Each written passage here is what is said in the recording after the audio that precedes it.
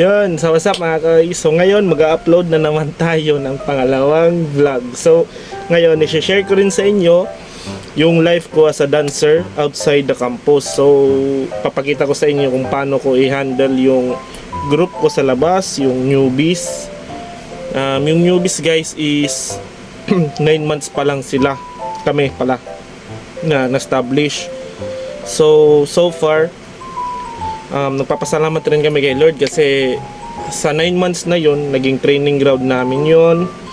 May nagle-left, may nagpapatuloy, pero so far maganda naman yung takbo ng grupo ko. So ngayon, i-share ko sa inyo kung ano yung agenda ko sa kanila during practice. So tara, let's go! At ito nga ang pinaka-umpisa nating agenda sa pang-araw-araw. Magko-commute tayo papunta ng praktisan kasi wala pa tayong service. Tiis-tiis lang muna tayo guys.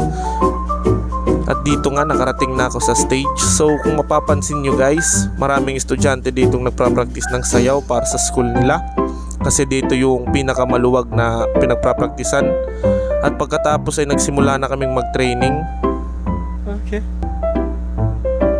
Mukhang masaya sila lahat, ini-enjoy nila yung sakit kasi nga hands yung grenade drills namin.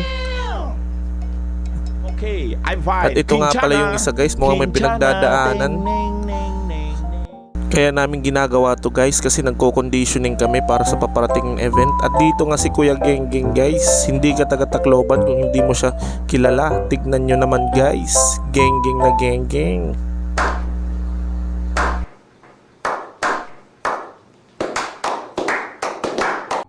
At dito guys, nagkamayan na nga kami sa aming mahiwagang Genggeng hands. At tignan nyo naman yung mga alaga kong ducklings guys. Mukhang nag-e-enjoy lang sila. Tinitiis nila yung sakit. Kasi nga, nagko-conditioning kami. Kailangan to para sa stamina namin at endurance sa sayaw. Para hindi basta-basta agad mapapagod. At dito may isa kong ducklings na nasugatan dahil sa drills namin. At tignan nyo naman guys. Ganyan kahirap ang pagiging buhay mananayaw guys. Hindi lang yan basta pagod, kundi dugo at pawis rin yan guys. Kaya irespeto natin lahat ng mga dancers.